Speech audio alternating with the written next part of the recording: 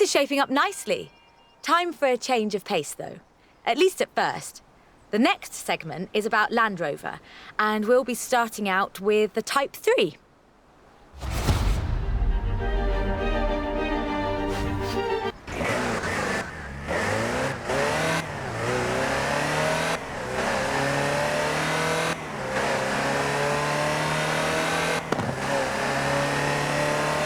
Land Rover, the British sports utility vehicle.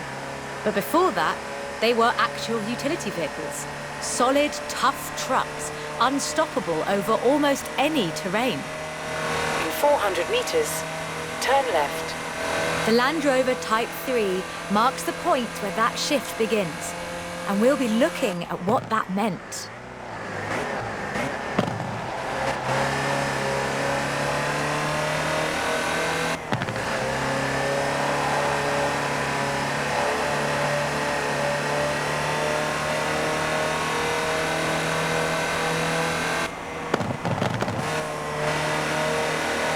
Land Rovers have taken on almost every task imaginable.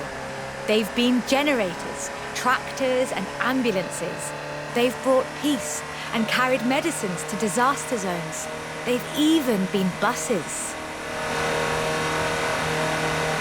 Over 500,000 Series 3s were built, and over 70% of those are still on the road today. They were extensively exported and built under license abroad.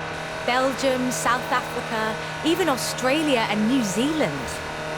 With a robust chassis and signature Land Rover engineering, the Type 3 also marked the first time that buyers could choose interior options, like seat box protectors and cubby boxes.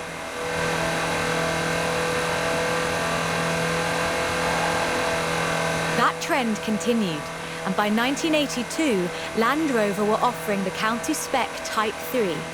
Leisure drivers could choose from such luxuries as all-cloth seats, soundproofing and tinted glass.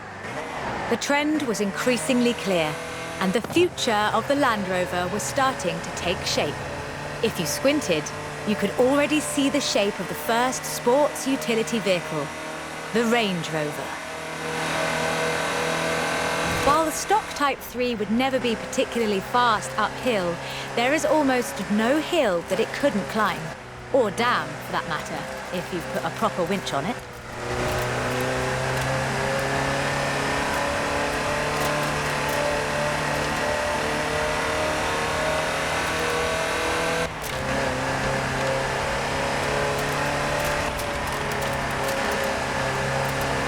In 1978, a Series 3 was custom-built for Her Majesty Queen Elizabeth II. It only had 1,892 miles on the clock when it was auctioned into private hands. And it was in perfect condition. It would be. After all, she trained as a mechanic in the 1940s and will likely remain the only royal able to strip and rebuild an engine. Turn left.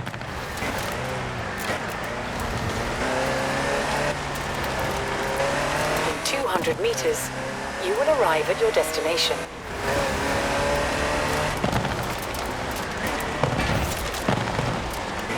Along with the Range Rover, others would follow.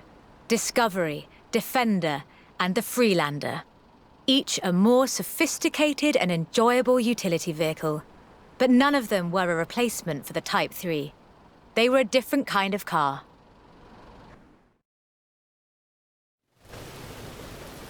The Type 3 was arguably the first sports utility vehicle, an evolution of the design that would lead ultimately to this.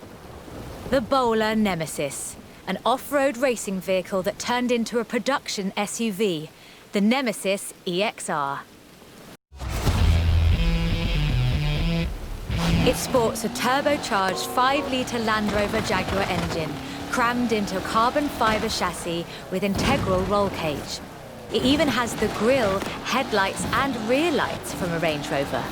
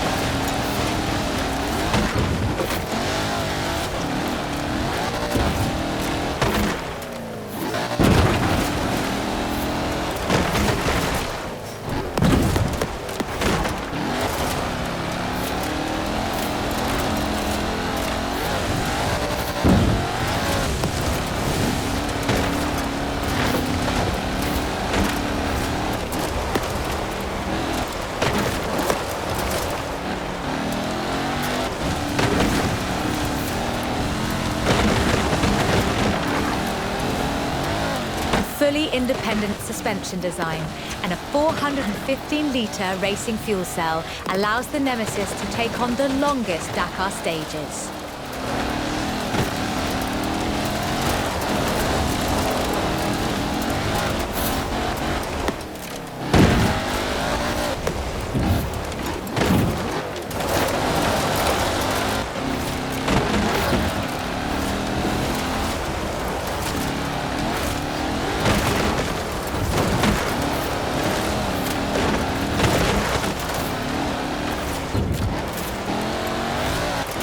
This is an all-terrain supercar.